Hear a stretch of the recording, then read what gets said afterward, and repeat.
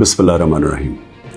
इय्याका नअबुदु व इय्याका नस्तईन। मेरे पाकिस्तानियों, बड़ी तेज़ी से इस्लामाबाद में अदालत में मेरा तोशाखाना का केस चल रहा है। हमायूं दिलावर साहब प्रेजाइड कर रहे हैं उसमें, और हमने कोशिश बड़ी की है कि chief justice Islamabad high court, और हम बड़ी देर से कोशिश कर रहे हैं कि वो हमारा केस ट्रांसफ़र करें यहाँ हमायूं दिलावर से, क्योंकि ये हक़ होता है एक जो हर शख्स का, इसका हमें आइन, हमारा कानून हक़ देता है कि अगर हमें एक इत्मीनान एक जज पे नहीं होता तो हमारा हक़ होता है कि हम अप्लाई करें कि हमारा केस ट्रांसफ़र कर दें।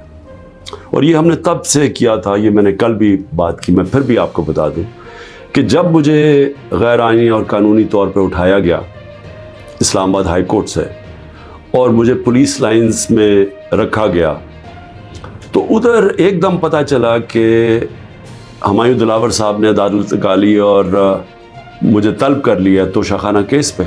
ना मेरा वकील, ना मुझे पता है किसी चीज़ का, और उस केस में फिर फर्द जुर्म लगा दिया।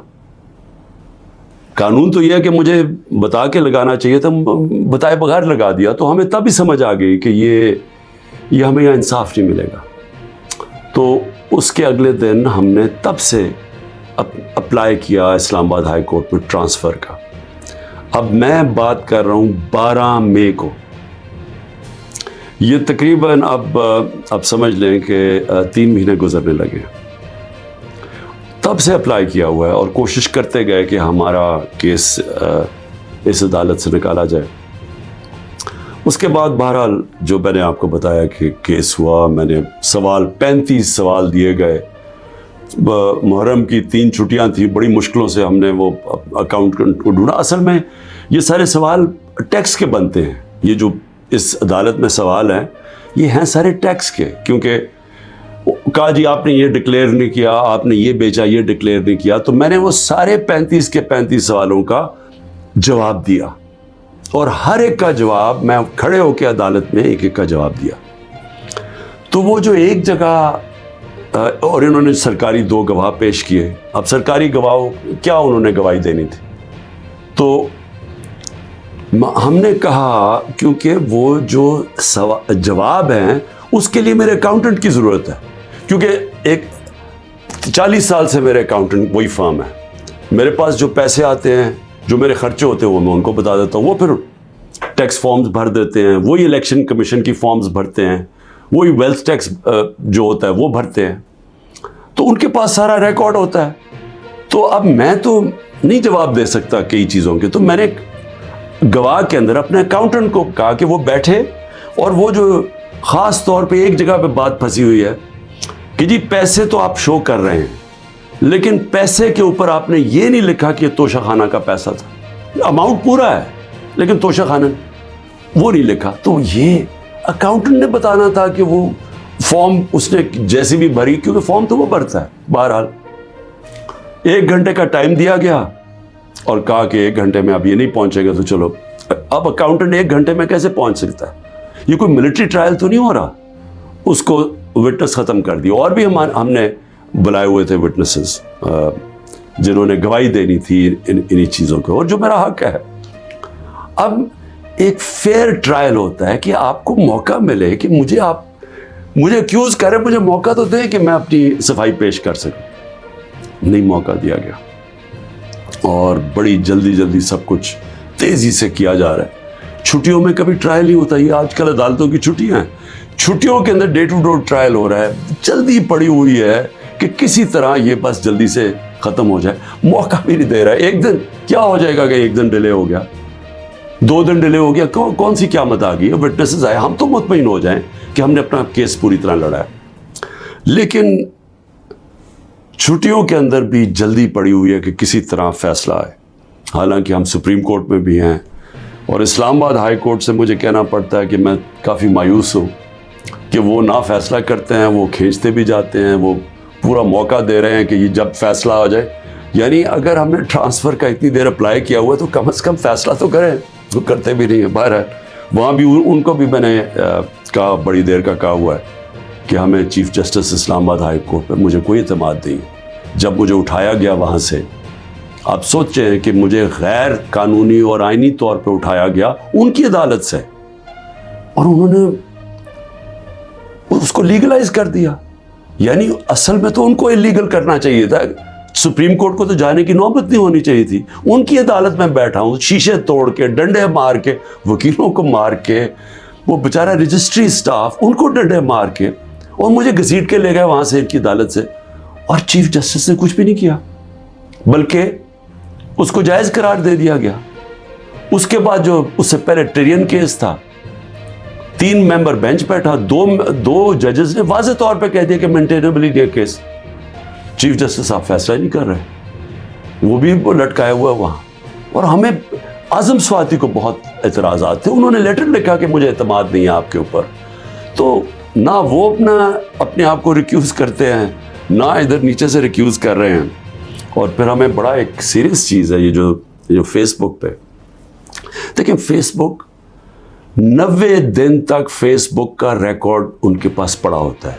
اگر FIA یا جج صاحب ایک صرف آپ کو ای میل کرنی ہے فیس بک کو کہ یہ کیس ہو رہا ہے, آپ مہربانی کر کے بتا دیں کہ 90 دن تک ان کی جو بھی فیس بک پہ پوسٹ تھی وہ کون سی تھی. کیونکہ 90 دن تک جو لوگوں نے دیکھا ہے اور پوسٹ بھی کیا ہے کہ اس کے جو ہمایوں دلاور کی پوسٹ تھی اس پہ انہوں نے جو ان کا میرے متعلق پوسٹ کی ہوئی ہیں, وہ تو اگر کوئی بھی دیکھ لے تو مجھے تو ان سے انصاف نہیں مل سکتا. لیکن وہ FIA کے پاس گئے اور FIA نے جناب کہا جی وہ کیونکہ ڈیلیٹ ہو گئی ہیں, وہ FIA نے کلین چٹ دے دی. میچ فکس ہوا ہے. ابھی بھی اگر آپ کسی کو انصاف کی فکر ہے چیف جسٹس اسلام آباد ہائی کورٹ کی یا FIA کو, تو بڑا سیدھا ہے کہ ایک ای میل کریں اور فیس بک کو کہیں کہ ہمیں 90 دن کا دے. اس میں پتہ چل جائے گا کہ کیا دلاور صاحب مجھے انصاف دے سکتے ہیں یا نہیں دے سکتے.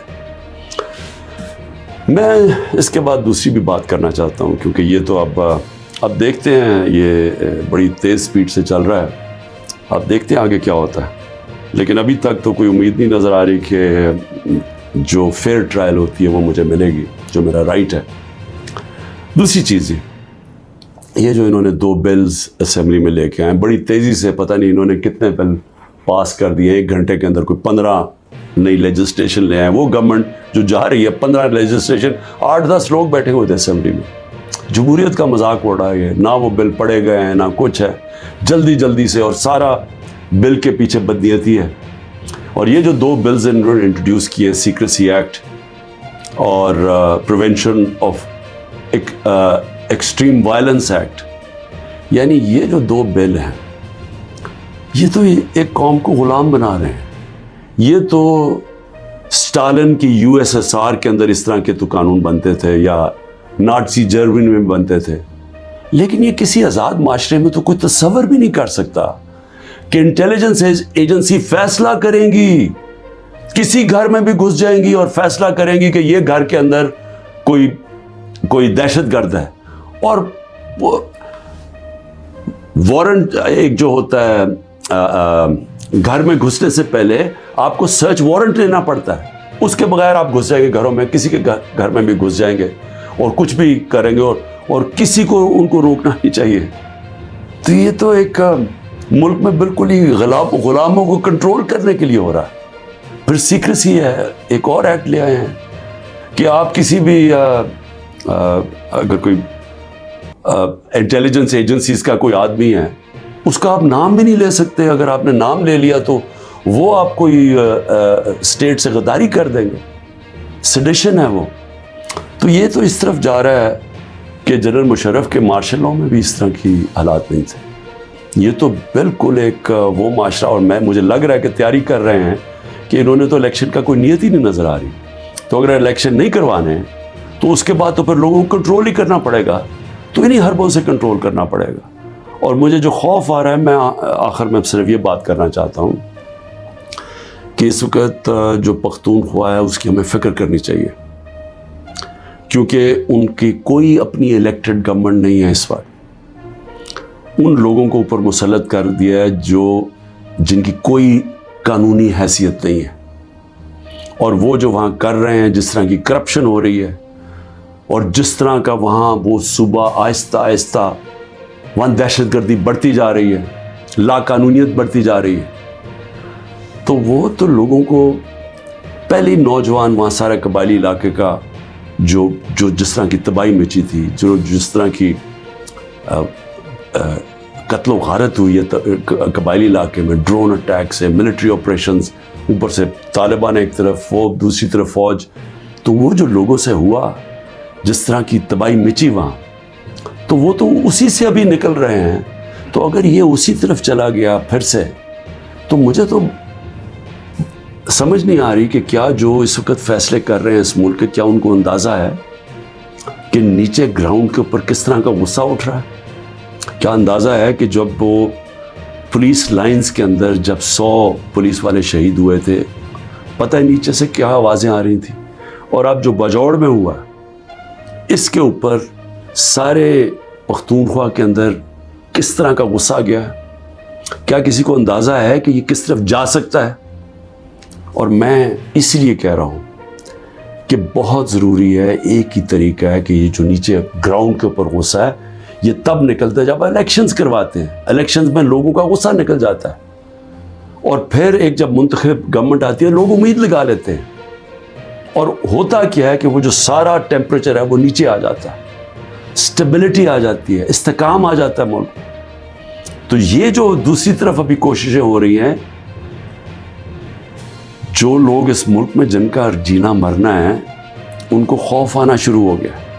جو 12 لاکھ یہاں سے پروفیشنلز چھوڑ کے گئے ہیں اور جا رہے ہیں، آج ہمیں سمجھ آنا چاہیے کہ ان کی امید ختم ہو گئی ہے. یہ سب سے خطرناک چیز ہے کہ ایک معاشرے میں لوگوں کی امید چلی جائے. تو جس طرف ہم جا رہے ہیں، یہاں تو کوئی روشنی نہیں نظر آ رہی. اور اگر انہی لوگوں نے بیٹھے رہنا، یا اسی طرح پاکستان میں الیکشنز کے بغیر ایک کنٹرولڈ گورنمنٹ چلانی ہے اور لوگوں کو کنٹرول کر کے چلانا ہے.